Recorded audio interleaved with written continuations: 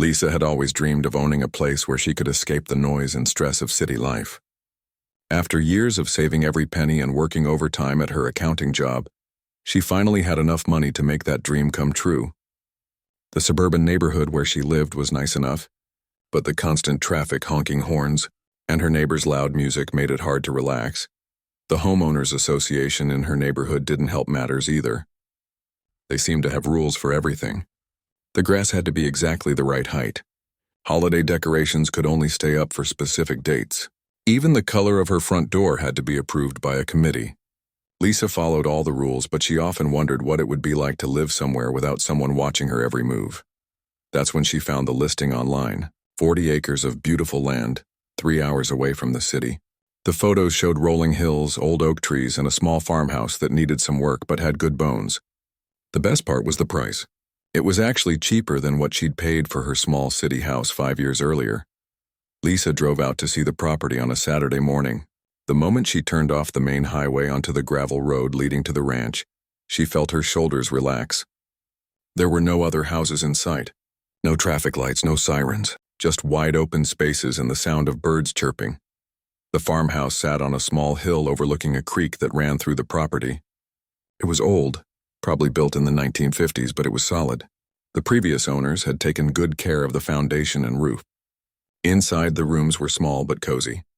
The kitchen needed updating, and the bathrooms were definitely from another era, but Lisa could see the potential. She spent 2 hours walking around the property with the real estate agent. There was a small barn that could be fixed up, a chicken coop that just needed some new wire, and plenty of space for a garden. The agent mentioned that the nearest neighbor was almost a mile away, which sounded perfect to Lisa. "What about utilities?" Lisa asked as they walked back toward the house. "Well, there's a good well for water, and the septic system was updated 10 years ago," the agent explained. "Power lines run right up to the house, and believe it or not, there's decent internet service out here now. The phone company ran fiber optic cables through this area last year." Lisa could hardly believe it, a place this peaceful and private, but still with modern conveniences. She made an offer that same day. The buying process took about 6 weeks, which gave Lisa plenty of time to plan.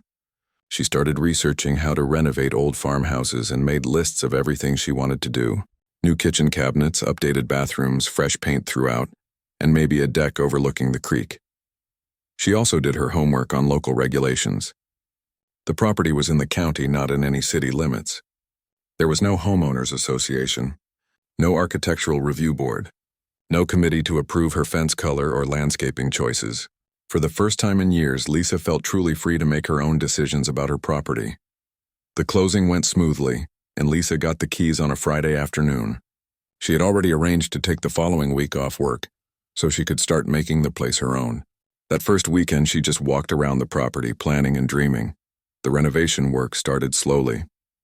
Lisa could only make the 3-hour drive to the ranch on weekends, so progress was gradual. She hired local contractors for the big jobs like plumbing and electrical work, but she did a lot of the painting and decorating herself. There was something satisfying about working with her hands after spending all week staring at computer screens and spreadsheets. The kitchen renovation took almost 3 months. Lisa chose simple white cabinets and butcher block countertops that gave the room a clean, farmhouse feel. She kept the original hardwood floors throughout the house but had them refinished to bring back their natural beauty. The bathrooms were next. Lisa replaced the pink fixtures from the 1960s with modern white ones, but she kept the vintage tile patterns that gave the rooms character. She added new lighting and mirrors that made the small spaces feel bigger and brighter. By spring, the inside of the house was finished, and Lisa turned her attention to the outside. She planted a vegetable garden near the kitchen and put in flower beds around the front porch. The old barn got a fresh coat of red paint, and she fixed the chicken coop even though she wasn't quite ready for chickens yet. Lisa started spending more and more time at the ranch. At first it was just weekends. Then she began taking Friday afternoons off so she could drive out early and have longer weekends. Eventually she was working from home 2 days a week and spending those days at the ranch, connected to her office through the surprisingly good internet connection. Her city friends thought she was crazy at first. "Aren't you bored out there?" they would ask. "What do you do for entertainment?" But Lisa had never been happier. She loved waking up to the sound of birds instead of traffic, She enjoyed having her morning coffee on the porch while watching deer graze in the distance. In the evenings, she could see more stars than she had ever noticed in the city. Lisa started posting photos of the ranch on social media. Pictures of her garden, the sunset over the hills, her morning coffee set up on the porch. Her friends and coworkers seemed to enjoy seeing her transformation from stressed city dweller to relaxed country life enthusiast. The ranch became her sanctuary. When work got stressful, she knew she had a place to escape to where nobody could bother her. No neighbors complaining about her dog barking. No homeowners association sending letters about her grass height. No traffic, no noise, no drama. For the first time in years, Lisa felt like she could breathe. She had found her perfect place, far from all the rules and regulations that had controlled her life in the city. Little did she know that someone from her old neighborhood had been watching her social media posts very carefully. And that person was not happy about Lisa's newfound freedom. The peaceful life Lisa had worked so hard to create was about to be challenged by someone who believed that rules should follow you wherever you go, even to places where those rules had no legal right to exist. Lisa was in her garden pulling weeds on a beautiful Saturday morning when she heard a car coming up the gravel driveway. This was unusual because she rarely had visitors at the ranch and she wasn't expecting anyone. She stood up, brushing the dirt off her knees, and walked toward the front of the house to see who it could be.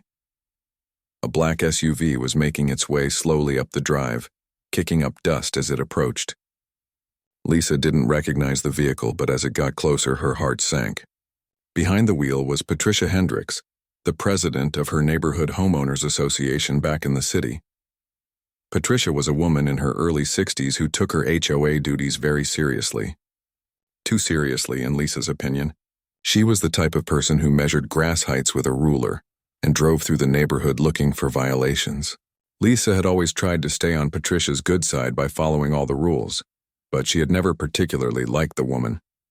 The SUV came to a stop in front of the farmhouse, and Patricia got out. She was wearing a business suit and high heels, which seemed completely out of place in the rural setting. She was carrying a clipboard and had that determined look on her face that Lisa knew meant trouble. "Good morning, Lisa," Patricia said in her overly formal voice. "I hope you don't mind me dropping by unannounced." Lisa definitely did mind, but she tried to be polite.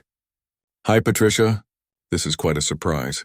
How did you even find this place?" "Oh, your social media posts have been very informative," Patricia replied with a tight smile. "You've been sharing quite a lot about your little retreat here. I thought it was time I came to see it for myself."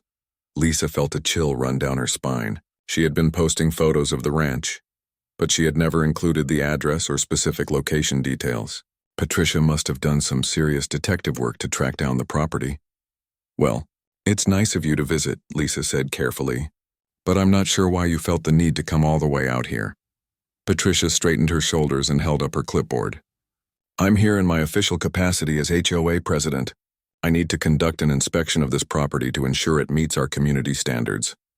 Lisa stared at her in disbelief. "Patricia, this property is 3 hours away from our neighborhood. It's not even in the same county. The HOA has no authority here." "I'm afraid you're mistaken," Patricia said firmly. "As a homeowner in our community, you're bound by our rules and regulations regardless of what other properties you may own. Section 12 of our bylaws clearly states that all properties owned by association members must comply with our standards." Lisa had read those bylaws many times, and she was pretty sure Patricia was making this up.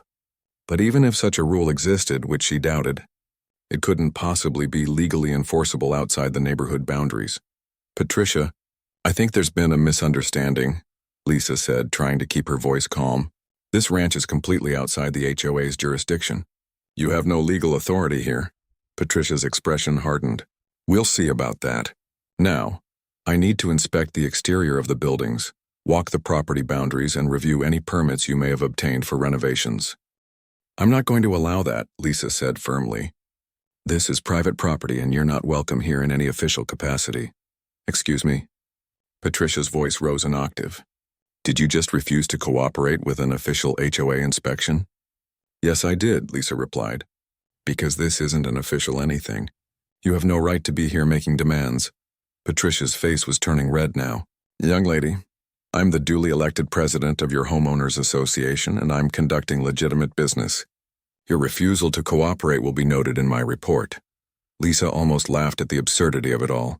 What report? To whom? Patricia, you need to leave now. I most certainly will not leave until I've completed my inspection, Patricia snapped. I drove 3 hours to get here and I'm not going back empty-handed. Yes, you are, Lisa said, her patience finally running out. You're trespassing on private property, and I'm asking you to leave immediately. Patricia looked genuinely shocked, as if no one had ever stood up to her before. In the neighborhood, people usually just grumbled privately about her heavy-handed tactics but rarely confronted her directly. This is completely unacceptable, Patricia sputtered. I have never been treated with such disrespect. I am an elected official. You're elected to oversee a small suburban neighborhood, not the entire state, Lisa replied. Your authority ends at the neighborhood boundaries, which are about 150 miles that way. She pointed in the direction of the city. Patricia was clutching her clipboard so tightly her knuckles were white. You are in violation of multiple association rules and your attitude is making things much worse for yourself. What rules could I possibly be violating? Lisa asked. The paint color on my barn? The height of my wildflowers? None of your rules apply here, Patricia. We'll see about that, Patricia said again, but her confidence seemed to be wavering. I'm going to have to report this entire incident to the board of directors. You do that, Lisa said. And while you're at it, maybe ask them to review the actual legal boundaries of the HOA's authority. Patricia stood there for a moment, apparently trying to figure out her next move. She looked around the property as if she was planning to start her inspection anyway, but Lisa stepped forward. Patricia, I'm serious. You need to leave right now. This conversation is over. This is far from over, Patricia said angrily. You can't just ignore your responsibilities to the community because you bought some land in the middle of nowhere. Watch me, Lisa replied. Patricia stomped back to her SUV, yanking the door open with unnecessary force. You're going to regret this, she called out as she got in. There will be consequences for your actions today. Have a safe drive back, Lisa said calmly. Though her heart was pounding, Patricia slammed the car door and backed up aggressively, spraying gravel as she turned around. Lisa watched the black SUV disappear down the driveway, leaving a cloud of dust hanging in the air. As the sound of the engine faded away, Lisa realized her hands were shaking. She had never confronted Patricia so directly before, and she wasn't sure what to expect next. She knew Patricia well enough to realize that this wasn't going to be the end of it. The woman was used to getting her way, and she didn't handle defiance well. Lisa went back to her garden, but she couldn't concentrate on weeding anymore. Patricia's visit had shattered the peaceful morning and left her feeling unsettled. She kept looking toward the driveway, half expecting the black SUV to return. Later that afternoon, Lisa did some research on HOA authority and property rights. Everything she found confirmed what she already knew. Homeowners associations had no legal jurisdiction outside their designated boundaries. Patricia's demands were completely baseless, but knowing she was legally right didn't make Lisa feel much better. She had seen how vindictive Patricia could be with people who crossed her. The woman had once spent 6 months harassing a neighbor over a mailbox that was painted the wrong shade of black. Lisa had a feeling that her peaceful ranch life was about to become much more complicated. Lisa thought Patricia's unexpected visit to the ranch was just a one-time thing, maybe the result of a particularly bad day or too much coffee. She was wrong. What followed over the next several weeks was a campaign of harassment that seemed to escalate with each passing day. It started with the letters. The first one arrived 3 days after Patricia's visit, sent by certified mail to Lisa's city address. The envelope had the official HOA letterhead, and inside was a formal notice of violations. According to Patricia, Lisa was in breach of several association rules, including failure to maintain property standards and non-compliance with inspection procedures. Lisa read the letter twice, hardly believing what she was seeing. Patricia had listed violations for things that didn't even exist at the ranch. She claimed Lisa had unauthorized structures, improper landscaping, and vehicles parked in violation of community standards. None of it made sense since Patricia had never actually inspected the property. The second letter came 4 days later, also certified mail. This one threatened fines of $500 per violation if Lisa didn't remedy the problems within 10 days. Again, the violations were completely made up, but the letterhead made them look official and intimidating. By the end of the second week, Lisa was getting certified letters almost daily. Patricia seemed to have an endless imagination when it came to finding new violations.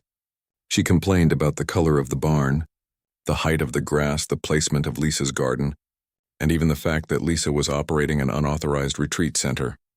Lisa tried calling Patricia to reason with her, but the HOA president refused to take her calls. When Lisa finally reached her, Patricia simply repeated that all violations must be corrected immediately, and that Lisa's failure to cooperate was making the situation worse. "Patricia, you've never even seen most of these things you're complaining about," Lisa said during one frustrating phone call. "How can you cite me for violations you haven't witnessed?" "I have my sources," Patricia replied smugly, "and photographic evidence." This confused Lisa until she realized what had happened. Patricia had been studying Lisa's social media posts like a detective examining evidence. Every photo Lisa had shared of her garden, her renovated kitchen, or her morning coffee on the porch was being used against her.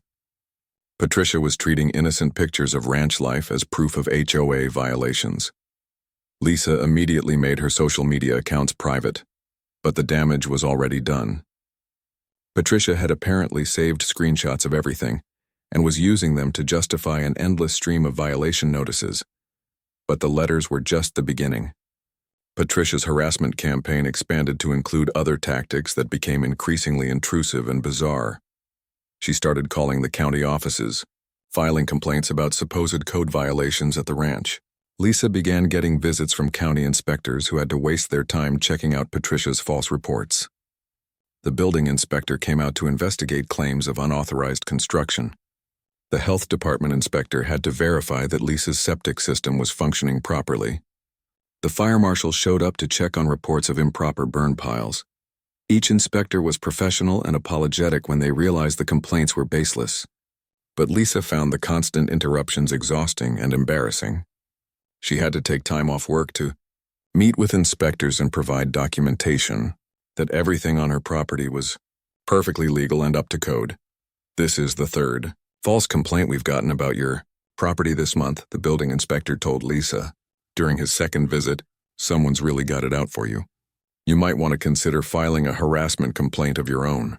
Patricia also began recruiting Lisa's neighbors back in the city to spy on her. She sent letters to everyone in the neighborhood, asking them to report any suspicious activity at Lisa's city house and to keep track of how often she was away. She claimed this was necessary for community security purposes. Most of Lisa's neighbors ignored these requests, but a few seemed to enjoy the drama. Lisa started getting calls from Patricia about things like her trash can being left out too long or her newspaper piling up when she was at the ranch for extended weekends. The most disturbing escalation came when Patricia started showing up at the ranch with other HOA board members. The first time she brought Tom Weatherby, the association's treasurer. The second time she brought both Tom and Janet Mills, the secretary. Each visit followed the same pattern. They would arrive unannounced, demand to inspect the property, and become increasingly aggressive when Lisa refused to let them onto her land. Patricia seemed to think that bringing witnesses would somehow give her demands more authority. "This is private property," Lisa explained to the group during their second visit. "You have no legal right to be here, and I'm asking you to leave." "We're conducting official HOA business," Patricia insisted, waving a folder full of papers. "Your continued refusal to cooperate is grounds for additional fines and potential legal action." "What legal action?" Lisa asked. "You have no jurisdiction here. Sue me in what court? For what crime?" But Patricia just repeated her demands and threats as if saying them often enough would make them true. Lisa began to dread weekends at the ranch. What had once been her peaceful escape was becoming a source of constant stress. She found herself watching the driveway nervously, wondering when Patricia's next surprise visit would come. The situation reached a new low when Patricia started posting in local Facebook groups, warning people about what she called Lisa's illegal operations at the ranch. She claimed Lisa was running an unlicensed business, hosting unauthorized events, and violating numerous safety regulations. Lisa had to create her own Facebook account just to respond to these false accusations. She posted copies of her property deed, building permits, and county inspection reports to prove that everything she was doing was completely legal. But Patricia seemed to have more time and energy for online drama than Lisa did. The worst part was how the harassment was affecting Lisa's enjoyment of the property she had worked so hard to buy and renovate. She couldn't relax and enjoy her garden because she was constantly worried about Patricia taking photos from the road. She couldn't have friends visit because she was embarrassed about the possibility of Patricia showing up and causing a scene. Lisa tried to ignore the harassment, hoping Patricia would eventually get bored and move on to torment someone else. But as the weeks passed, it became clear that Patricia was just getting started. She seemed to view Lisa's ranch as a personal challenge to her authority, and she wasn't going to give up easily. Lisa started researching her legal options. She learned about restraining orders and cease and desist letters. She looked into harassment laws and trespassing regulations. She even considered selling the ranch and finding somewhere else to escape to, though the thought of letting Patricia win made her angry. What Lisa didn't know was that Patricia was planning something that would force the situation to a dramatic climax. The HOA president had decided that if Lisa wouldn't respect her authority voluntarily, then outside enforcement would have to get involved. Patricia was about to make a phone call that would bring the full weight of law enforcement to Lisa's peaceful ranch, based on accusations that were not just false, but potentially dangerous to both women's futures. Lisa was having one of her better days at the ranch, trying to forget about Patricia's harassment campaign and focus on the simple pleasure of working in her garden. The tomatoes were finally ripening, and she was picking the first batch of the season when she heard the unmistakable sound of vehicles coming up her gravel driveway. But this time it wasn't just one car. It sounded like multiple vehicles, and they were moving fast. Lisa walked around to the front of the house and felt her stomach drop. 2 sheriff's department patrol cars were racing up the drive, their light bars flashing but sirens off. Right behind them was Patricia's black SUV. The patrol cars came to a stop in front of the farmhouse, and 2 deputies got out quickly. They both had their hands near their weapons and were scanning the property, as if they expected to find something dangerous. Lisa's mind raced, trying to figure out what could possibly have brought law enforcement to her peaceful ranch. "Ma'am, please step away from the house with your hands visible," one of the deputies called out. Lisa's heart was pounding, but she complied, raising her hands and walking slowly toward the officers. "What's going on? Why are you here?" "We received a call about suspicious activity at this location," the first deputy explained, relaxing slightly when he saw that Lisa was clearly not a threat. "Are you the property owner?" "Yes, this is my ranch. I'm Lisa Chen. What kind of suspicious activity?" Behind the patrol cars, Patricia was getting out of her SUV. She was wearing another business suit and carrying her ever-present clipboard. She had a satisfied expression on her face that made Lisa's blood boil. The second deputy was already walking around the property, looking for whatever Patricia had reported. The first deputy, whose name tag read Rodriguez, pulled out a small notebook. "We got a 911 call about an hour ago," he explained. The caller reported that this property was being used for illegal drug operations and that the owner had threatened violence against anyone who tried to investigate. Lisa's mouth fell open. "Drug operations, violence. That's completely insane. I grow tomatoes and paint furniture out here." Deputy Rodriguez looked around at the neat garden, the freshly painted barn, and the peaceful rural setting. His expression suggested he was starting to have doubts about the accuracy of the 911 call. "Ma'am, do you mind if we take a look around?" he asked, "just to verify that everything's okay here?" "Of course," Lisa said. "Look anywhere you want. I have nothing to hide." Patricia had walked over and was now standing behind the deputies, apparently waiting for them to discover whatever crime she had imagined. "Officers," Patricia said in her most official voice, "I'm Patricia Hendricks, president of this Women's Homeowners Association. I've been trying to investigate serious violations at this property for weeks, but she's been extremely uncooperative and hostile." Deputy Rodriguez looked confused. "Homeowners Association? Ma'am, this property is way outside any city limits. Are you sure you have jurisdiction here?" Patricia's confidence wavered for just a moment. "Well, our authority extends to all properties owned by association members, regardless of location." "I don't think that's how HOAs work," Rodriguez said diplomatically. "But let's focus on the immediate issue. What exactly did you see that made you call 911? "I've observed suspicious vehicles coming and going at all hours," Patricia said, reading from her clipboard. "Multiple people living on the property without permits. unusual chemical smells, and when I tried to conduct a welfare check, the owner became belligerent and threatened me. Lisa couldn't stay quiet any longer. Officer, she's lying about all of that. She's been harassing me for months because I wouldn't let her inspect my private property. This is a false police report. The second deputy had finished his walk-around and returned to the group. I don't see anything suspicious, he reported.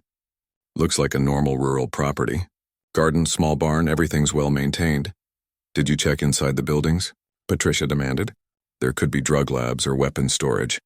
Ma'am, Rodriguez said patiently, we can't search buildings without probable cause or a warrant. And frankly, nothing here looks like it warrants that level of investigation. Patricia's face was getting red. This was clearly not going the way she had planned. But I'm telling you, there's illegal activity happening here. I have photographic evidence. What kind of photographic evidence? Rodriguez asked. Patricia fumbled through her papers and pulled out several printed photos. They were screenshots from Lisa's old social media posts, showing her garden, her renovated kitchen, and a picture of her morning coffee on the porch. Rodriguez looked at the photos, then at Patricia, then back at the photos. Ma'am, these look like normal pictures of someone's home.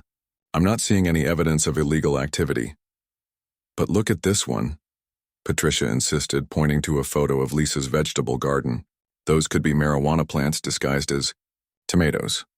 Both deputies exchanged a look that clearly said they thought Patricia might not be entirely rational. Those are definitely tomato plants, the second deputy said. I grow them myself. Lisa felt a surge of relief, but also growing anger at Patricia's increasingly desperate accusations.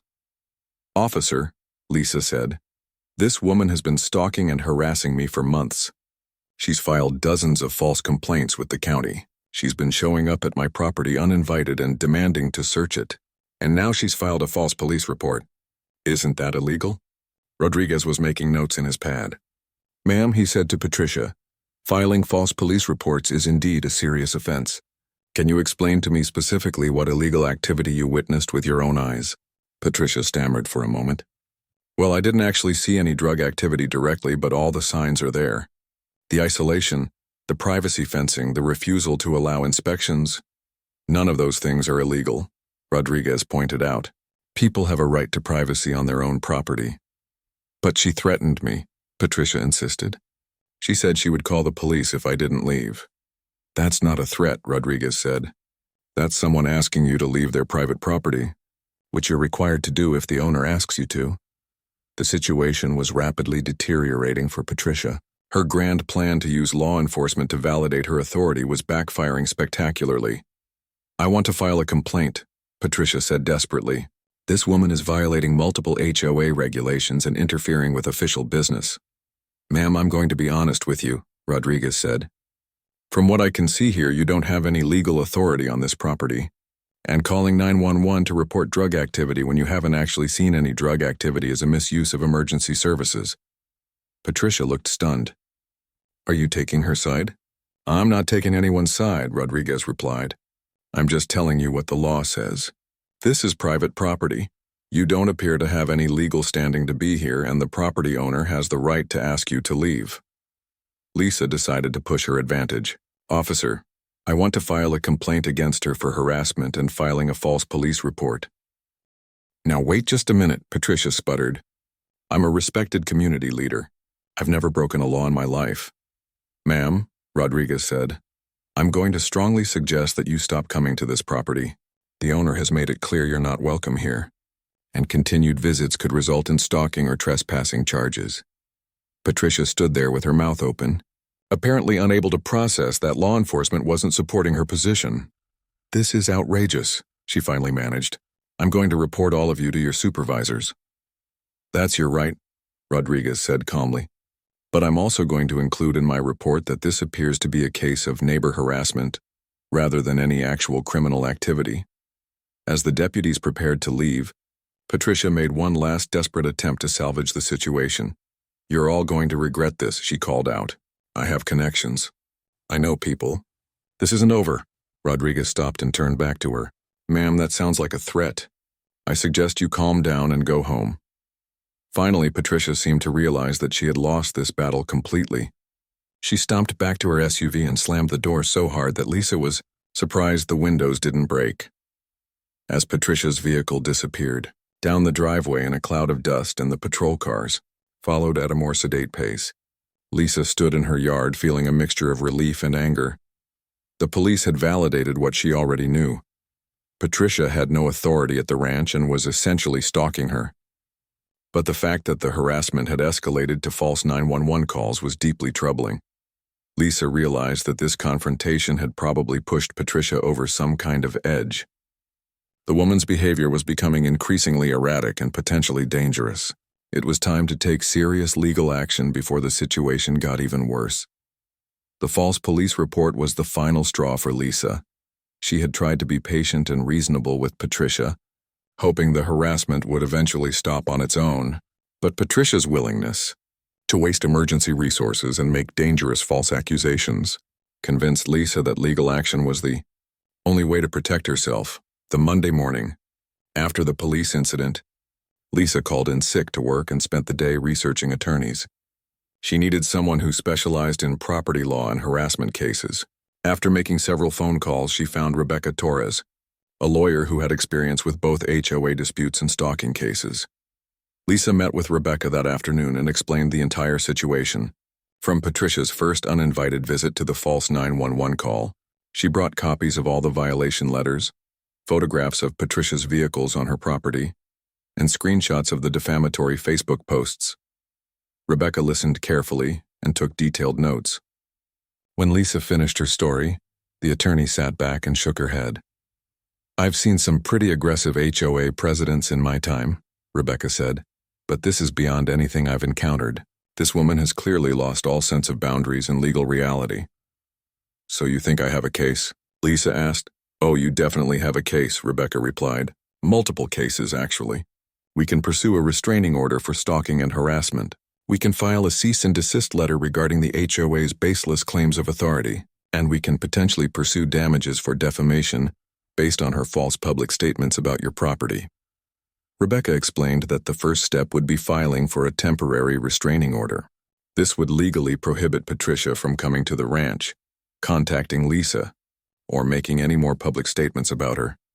"The good news is that you have excellent documentation," Rebecca said, flipping through Lisa's folder of evidence. "Most harassment cases are he said, she said situations, but you have written letters, witness statements from the deputies, and even photographic evidence of her trespassing." They filed the restraining order petition that week. The court date was set for the following Friday, which meant Patricia would have to appear in court to defend her actions. In the meantime, Rebecca sent a formal cease and desist letter to both Patricia personally and to the HOA Board of Directors. The letter clearly explained that the association had no legal authority over Lisa's ranch property, and that any further harassment would result in additional legal action. The response from the HOA board was swift and surprising. Instead of supporting Patricia, they seemed horrified to learn what she had been doing in the association's name. The board president, a reasonable man named David Kim, called Rebecca directly. "We had no idea Patricia was doing any of this," David explained. "She told us she was investigating some minor compliance issues, but she never mentioned anything about driving 3 hours to harass someone or filing false police reports." It turned out that several other residents had been complaining about Patricia's increasingly aggressive behavior within the neighborhood as well. The board had been considering removing her from office even before Lisa's situation came to light. The court hearing was scheduled for 10 in the morning on Friday. Lisa arrived early with Rebecca, feeling nervous but determined. Patricia showed up just before the hearing started, accompanied by a lawyer who looked like he would rather be anywhere else. Judge Martinez reviewed the evidence quickly and efficiently. He read through Patricia's violation letters, examined the photos Lisa had taken of Patricia's vehicles on her property, and studied the police report from the false 911 call. "Ms. Hendricks," the judge said, "can you explain to me what legal authority you believe gives you the right to inspect property that's located outside your HOA's boundaries?" Patricia's lawyer whispered something to her, but she ignored him and stood up. "Your Honor, as HOA president, I have a responsibility to ensure that all association members comply with our community standards, regardless of where their properties are located." Judge Martinez looked at her over his reading glasses. And where did you get that understanding of HOA law? Well, it's just common sense, Patricia replied. If someone is part of our community, all their properties should meet our standards.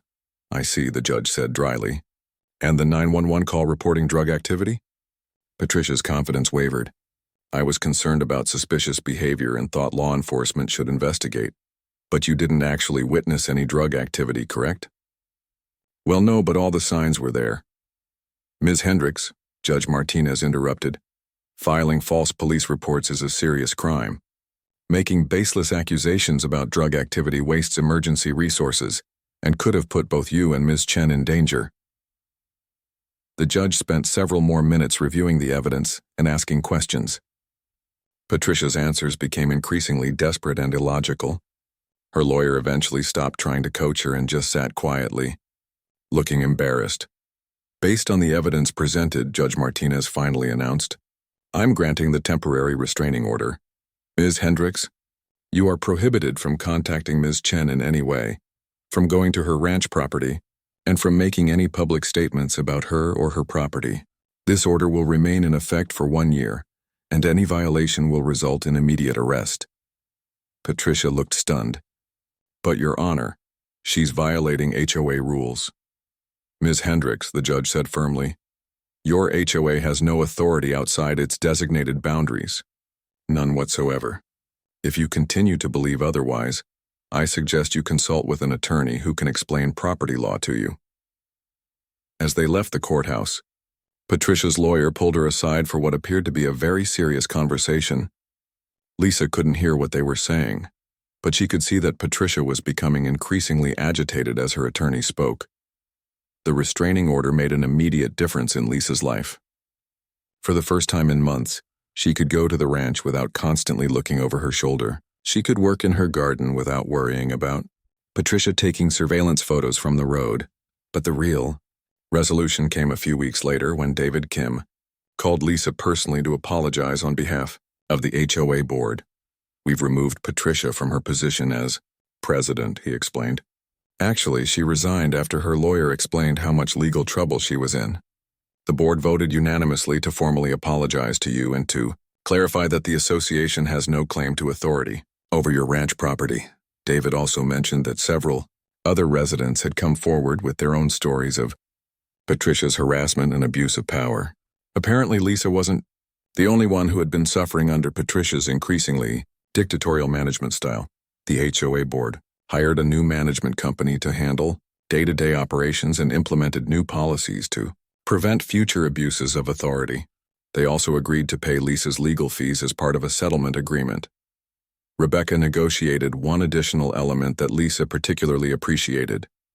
Patricia had to post a public apology on the same Facebook groups where she had made her false accusations, clearly stating that all her claims about Lisa's ranch were baseless and that she had no legal authority to make them. Lisa framed a copy of that Facebook post and hung it in her ranch kitchen, not out of spite, but as a reminder of how important it was to stand up for herself when someone tried to overstep their boundaries. The ranch finally became the peaceful retreat Lisa had always wanted it to be. She started a small blog about country living that attracted readers who were dealing with their own HOA problems. Many of them found inspiration in her story about standing up to an abusive authority figure. Patricia, meanwhile, seemed to disappear from the neighborhood social scene entirely. Lisa heard through mutual acquaintances that she had moved to a different state, possibly to live with relatives. Whether she learned anything from the experience was unclear, but at least she was no longer making anyone else's life miserable. On quiet Sunday mornings, when Lisa sat on her porch with her coffee and watched the sunrise over the hills, she reflected on how the experience had changed her. She had always been someone who avoided conflict and tried to keep the peace. But sometimes she learned peace could only be achieved by fighting for it. The ranch was more than just her escape from city life now. It was proof that she could stand up for herself when it mattered most. And that knowledge made every sunrise even more beautiful than the last.